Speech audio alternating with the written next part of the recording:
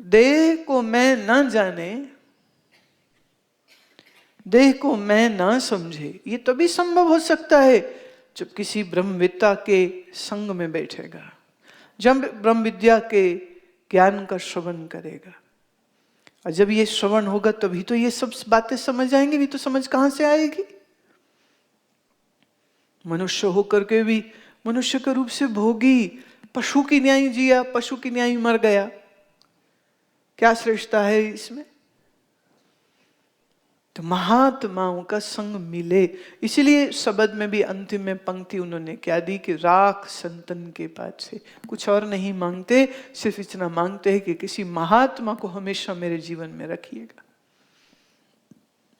माधो हम ऐसे तू ऐसा, ये हम जानते हैं कि हम कैसे हैं, पर फिर भी प्रभु आपसे नहीं मांगे तो किससे मांगे, आपसे न कहें तो किससे कहें, आपसे निवेदन न करें तो किससे निवेदन करें। तो निवेदन है, पुकार है, प्रभु ये हमारी अरदास है कि हमेशा आपके संतों के पीछे ही हम रहें, महात्माओं की संगत में हम हमेशा रहें। इस बात को आप समझें, जितना समझें, जितना विचार करें उतना ही कम है। एक एक श्वास कीमती, एक एक श्वास कीमती, एक एक पल कीमती है। आप ये छोटी एक बात और कहती हूं, सोचिए, आजकल तुम जानते ही हो फिजिकली बैंक में जाके पैसा निकलाने की जरूरत नहीं होती, ना जमा करने के लिए ना निकालने के लिए, दोनों के लिए काम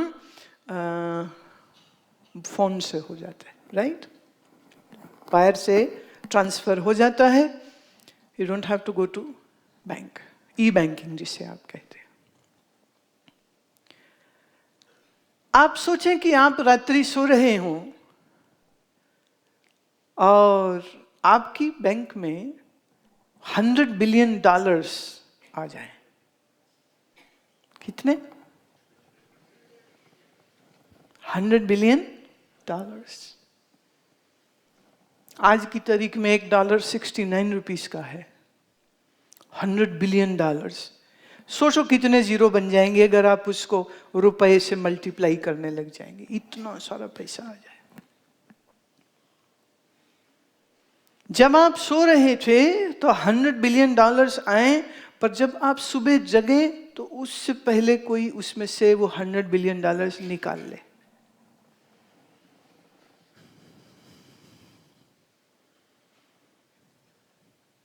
एंड समहाउ आपको बैंक से मैसेज भी आए। पहला ये कि रात 2:40 पे आपके अकाउंट में $100 बिलियन आए, और दूसरा मैसेज ये आए कि सुबह 4:53 पे वो $100 बिलियन गए। कैसा महसूस होगा?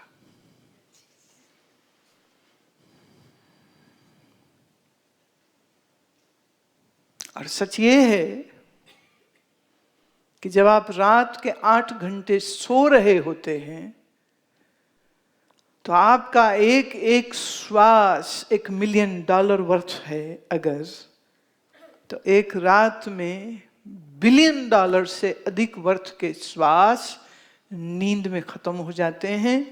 और सुबह जब आप उठते हैं तो आप बहुत सारी आयुष, उम्र और कीमती श्वास आप खत्म करके उठते हैं। उसकी वैल्यू लगाई नहीं जा सकती है, but just to explain you कि कितना कीमती ये जीवन है और हम कितनी बेहोशी से इसको जीते।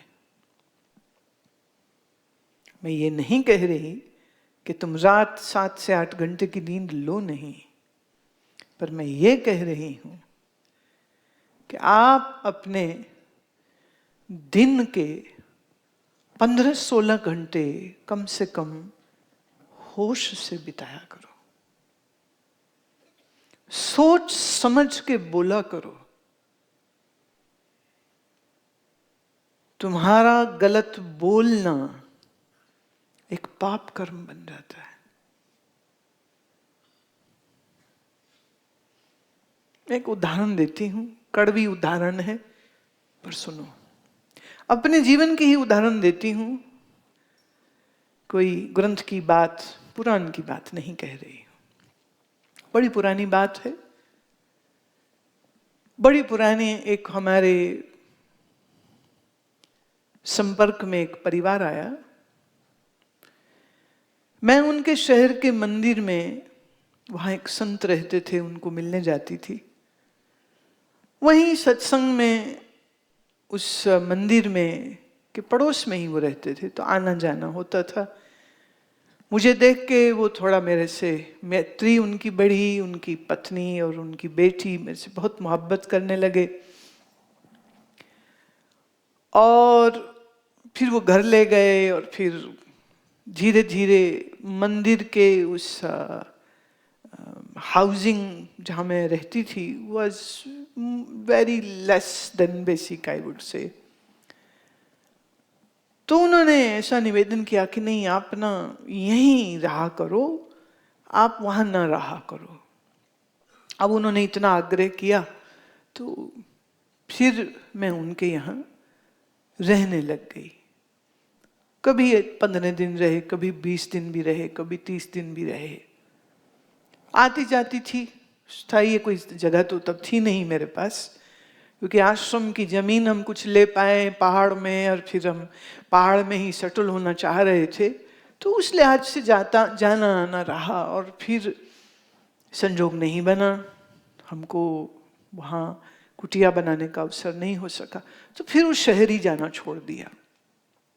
अचानक से एक दिन ये सज्जन मेरे पास आते हैं और वो कहते हैं कि मुझे बहुत तकलीफ हो गई है, मुझे बहुत पैसे की ज़रूरत आ गई है, आप क्या कुछ रुपया मुझे दे सकते हैं? अब ये बात थोड़ी अजीब लगी, पर फिर उनकी अब पारिवारिक नज़दीकी थी मेरे साथ, तो वो अपनी बात तो कही मुझे। उन दिनों मेरे पास कुछ रुपया जमा था, क्योंकि हम ऋषिकेश में जगह लेना चाह रहे थे। इस आश्रम से पहले एक बीच में एक छोटा सा कांड हुआ था। ये हम गंगा किनारे में ऑलमोस्ट जगह लेने की तैयारी करके बैठे हुए थे, तो वो रुपया मेरे पास था। तो कहने लगे कि बस महीने भर की ज़रूरत है, आप ले, अगर आप दे सकें तो अच्छा है। मैंने विचार किया कि अब पुराना संपर्क है, अब वो आदमी किसी मजबूरी में आके ही ऐसा मुझको कहेगा, नहीं तो मेरे से क्यों वो ऐसा बोले। मैंने कहा कोई नहीं, आप ले लीजिए, और फिर महीने भर की बात है, नो प्रॉब्लम, आप ले लीजिए। फिर जो महीने बाद हमें ज़रूरत थी, क्योंकि पेमेंट देना था, तो अब कम पड़ रहे हैं पैसे, तो फ़ोन कराया उनको कि भी कहा तो महीना था, पर 6 महीने ऑलमोस्ट हो गए थे, कि अगर आप अब वापस कर दें तो अच्छा रहे। तो वो टाल मटोल करें। हमारे लिए जो फ़ोन करते थे उन्होंने 2-4 बार किया, फिर लगे कि चलो अभी जाते हुए ना हम भी लाएंगे उनको, उनके घर ही चले जाएंगे। तो वो चले गए। जब उनके घर गए और कहा कि आपने वो पैसे कुछ लिए थे तो वो चाहिए अब, तो उन्होंने कहा कि अरे आपको क्या लगता है मैं बेईमान हूँ कि मैं पैसे देना नहीं चाहता हूँ? और ऐसी भी कौन सी बड़ी बात हो गई, हमने भी तो उनकी सेवा की थी, हमने भी तो उनकी सेवा की थी। ये जवाब सुन के वो बिल्कुल हतप्रभ रह गए कि ये आदमी क्या बोल रहा है। तो वो वापिस आए, जब मुझे मिले उन्होंने कहा कि उन्होंने ऐसा बोला। मैंने कहा देखिए फिर तो खाता खत्म हो गया। उन्होंने सेवा की, बदले में पैसा ले लिया, डन डील। बस ये है कि मुझे मालूम नहीं था कि वो कोई सर्विस डिपार्टमेंट था जहाँ पेमेंट देनी थी। मेरे को पता रहता तो हम तो बहुत पहले दे देते, और किसी का कर्ज मैं अपने सिर तो रख नहीं सकती हूँ। मैं ठीक है, जो उन्होंने कहा डजंट मैटर्स, छोड़िए कोई बात नहीं। अब हम ठहरे थोड़ा क्या बोले ना, मस्त किस्म के। फिर कई साल बाद ऐसे ही जी हुआ कि हम जरा निकल रहे थे उसी रास्ते से। मैंने हरि को कहा, मैंने कहा गाड़ी रोक, देख वो है यहाँ, तो उनको बुला के ला। उनका नीचे खाई में घर था। वो गया, वो सज्जन आ भी गए, बड़े खुश हुए देख के। पर इसके पहले कि मैं कुछ बोलूं वो खुद ही बोलने लग गए। कहते, देखो ना जी, आप कह सकते हैं कि मैंने आपके पैसे नहीं दिए, इसीलिए मेरे साथ बड़ा बुरा हुआ। मैं आपको क्या बताऊं, पर मेरे को मेरी तो पत्नी को कैंसर से डेथ हो गई। मेरा लड़का इकलौता मुझे छोड़ के किसी लड़की के साथ कहीं और चला गया है। मेरी लड़की जो है जिसकी शादी करी उसका भी कुछ ऐसा दुख हो गया है। अच्छा, आप तो कहोगे ना कि हाँ हमारे पैसे तूने वापस नहीं दिए इसलिए तुम्हारे साथ ऐसा हुआ। और मैं उसका मुंह देख रही हूँ कि हम तो तेरा हालचाल पूछने आए थे, हाउ यू आर डूइंग। मेरी आदत है, जिसके हाथ से कभी एक गिलास पानी कभी पिया हो, उस बंदे का वो एक गिलास का एहसान है मेरे ऊपर, एक रिश्ता बना है उसके साथ। तो हम तो उस प्रेम के नाते से पूछने चाह रहे थे कि कैसे हो, पत्नी कैसी है, पुत्र कैसा है, आदि आदि। लेकिन उसके साथ क्या क्या दुर्घटनाएं घट गईं, तो हम तो सुनते ही रह गए। और इसके पहले कि हम कुछ बोले या कुछ कहें, वो खुद ही खुद से कहे भी जा रहा है, बोले भी जा रहा है। नहीं, मैंने, आप कह सकते हैं ऐसा। मैंने कहा रुकिए जनाब, मैं ऐसा ना कुछ कह रही हूं, ना आपके लिए हम कभी, ऐसा सुनना भी हमें अच्छा लग रहा है और मुझे आपसे बड़ी सहानुभूति है कि आपके साथ ये सब। और उनकी पत्नी एक अच्छी महिला थी, बहुत अच्छी महिला थी। मैंने कहा वो अफसोस है कि वो नहीं रही हैं, और आपका पुत्र आपको छोड़ गया है, और ये हुआ और वो हुआ। But mister, I came here just to inquire and see you how you are doing, that's it. हम पैसे के लिए तो आए ही नहीं। पर वो अपना किया हुआ गिल्ट, वो उसको अंदर से काट भी रहा है, दुख दे भी रहा है। और ये बात सच है, इतने डायलॉग बाजी के बाद भी उन्होंने पैसे लौटाए नहीं, हमें चाहिए भी नहीं, पर उन्होंने लौटाए भी नहीं। और मैं भी देखती हूं और हैरान होती हूं। और फिर बाद में कई लोग मिले और वो कहने लगे, अरे हम तो तब बोल नहीं पाए, ये आदमी तो महा ठगबाज, इसने कईयों को ठगा था। मैंने कहा देखिए, उसने दूसरों को जरूर ठगा होगा, पर उसने मुझे कभी नहीं ठगा, क्योंकि उसने अपने आप को ठगा। मुझे क्या ठग सकता है? ठगा नहीं। उन्हें प्रेम दिखाया, हमने प्रेम स्वीकार किया। उसने घर बुलाया, हम उसके घर चले गए। उसने पैसा मांगा, हमने दे दिया, बात खत्म। खत्म। पर हैरत ये होती है, मनुष्य की बेहोशी इतनी बड़ी है, इतनी बड़ी, और फिर वो कहता है मेरे जीवन में दुख क्यों है? दुख आए कि वो लाए, वो लाए हैं, अज्ञानतावश लाए। और सिर्फ जब अफसोस आता है तो लोगों को देख के यही आता है कि ले सकते थे ना ज्ञान, लिया नहीं।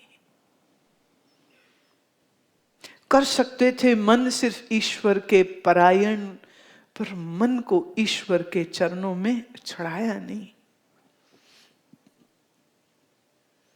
बस मैं ही करता रह गया और अहंकार में ही रह गया, मेरा शरीर मेरा परिवार, मेरा शरीर मेरा परिवार, मेरा शरीर मेरा परिवार। अरे पागल, ऐसे कितने परिवार तो पिछले जन्मों में छोड़ आया है, ऐसे कितने संबंध तो पिछले जन्मों में छोड़ आया है, और आज का ये तेरा जन्म का संबंध परिवार, ये भी एक दिन छूटने वाला है।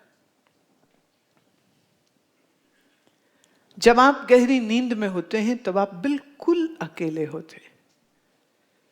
भले पत्नी साथ सोई हो पति के, पर नींद में वो अकेली है। कितनी सुखी होए, पर नींद में वो अकेली है।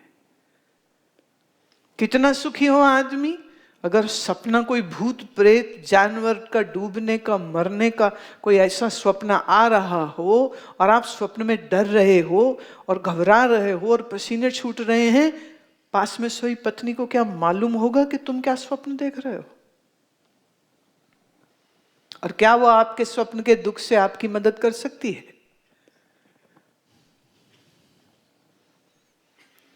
पिता, पति, भाई, बहन, कोई भी हो भले संग में, पर स्वप्न के दुख से तुम्हें कोई नहीं छुड़ा सकता। स्वप्न में तुम अकेले हो। ऐसे ही सुषुप्ति में तुम अकेले हो। ऐसे ही मृत्यु में तुम अकेले हो। ऐसे ही जन्म के समय में भी तुम अकेले हो। संग साथ तो झूठ है भाई।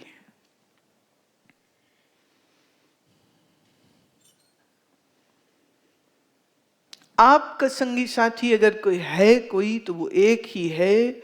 उसे आप जाने न जाने, उसे आप पहचाने न पहचाने, उससे आप मन को जोड़े न जोड़े, लेकिन संग साथ वही एक ही है। So the most important thing for you to do is never forget this.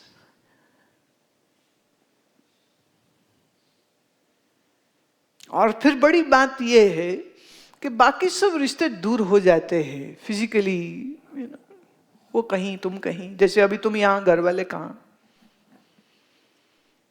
Physically we get separated from our loved once,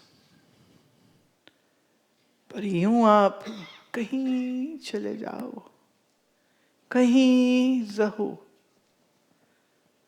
परमात्मा हमेशा आपके साथ। शरीर रोगी हो कि निरोगी हो, परमात्मा आपके साथ है।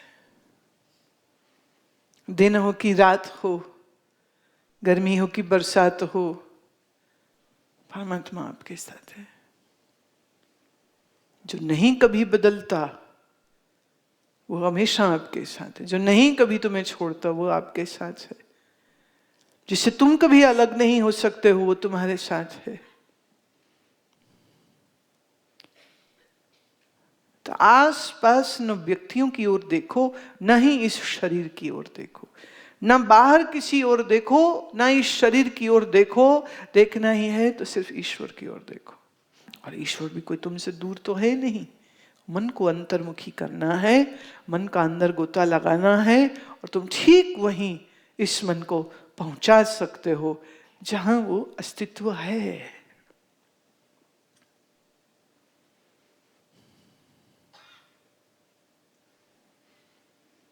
अब उस अस्तित्व के साथ तुम्हारे संपर्क को बनाने के लिए हम मंत्र को आधार बना सकते हैं।